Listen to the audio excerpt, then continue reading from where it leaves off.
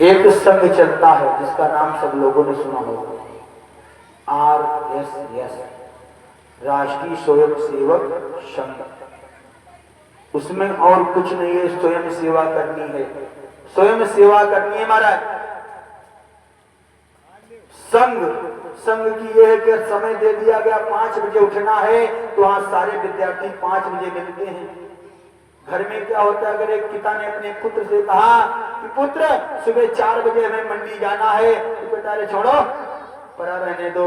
लेकिन संघ का नियम नहीं है। हमारे संघ में बताया जाता है, माननीय अटल बिहारी वाजपेयी भी उसी में थे। माननीय अटल बिहारी वाजपेयी भी संघ से निकल के प्रधानमंत्री बने, और इस समय जो मोदी जी हैं वो भी RSS के प्रचारक रहे। उन्होंने RSS के प्रचारक रहे। भैया क्या बना रहे महाराज, राष्ट्रीय स्वयं सेवक संघ सिखाता है कैसे कार्य करना चाहिए, शिक्षा।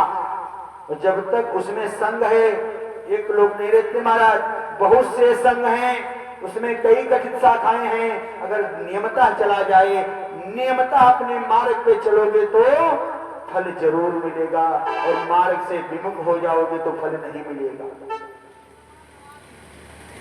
संघ का कार्य संघ करता है, शिक्षा देता है।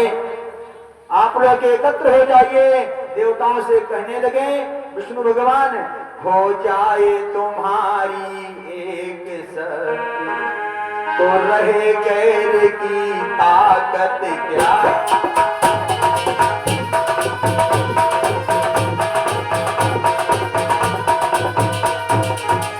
हम सब हिम्मत पर तुम बैठो, तो फिर दुश्मन की हिम्मत क्या।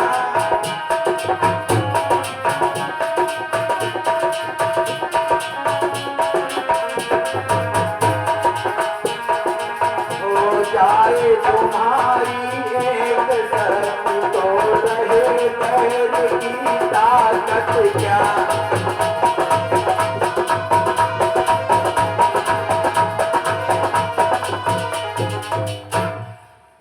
जब संग हो जाएगा, साथ हो जाएगा सबका, पूरा गांव एकत्र हो जाए। मैंने अभी तक किसी गांव में नहीं देखा कि एकत्र पूरा गांव हो, अगल बगल लड़ाई जरूर होती हर गांव में। जब संग हो जाता है, साथ हो जाता किसी का, तो उस गांव का विकास होगा, उस गांव में प्रकाश होगा, उस गांव के बच्चे शिक्षित होंगे। यही विष्णु भगवान देवताओं को समझा रहे हैं। आप लोग सहमत हो जाओ, आप लोग सहमत हो जाओ।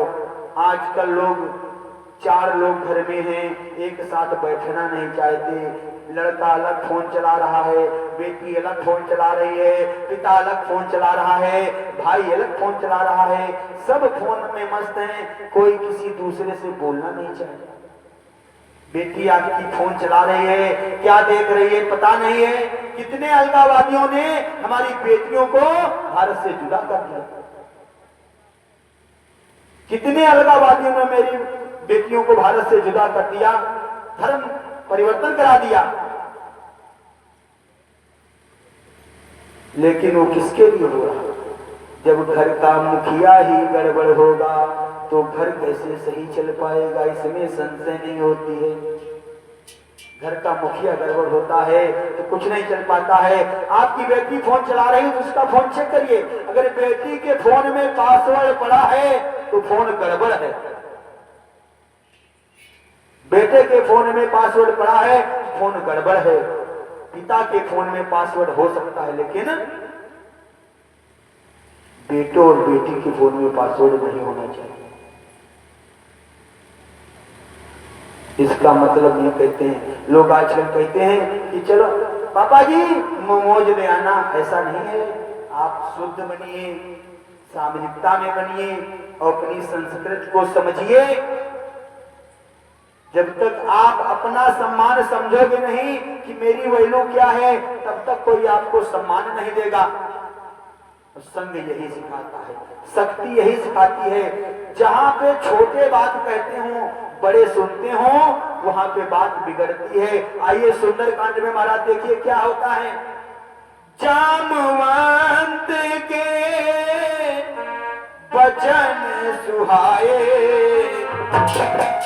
सुनि हनुमंत हृदय दिखाए।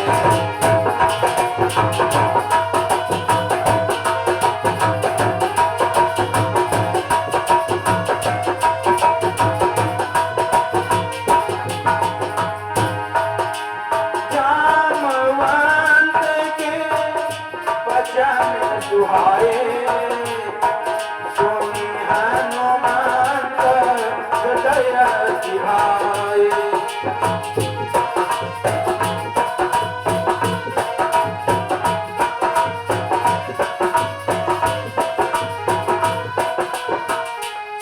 तब लगी मोही परखो तुम भाई, सह दुख कांद मूल पर खाई।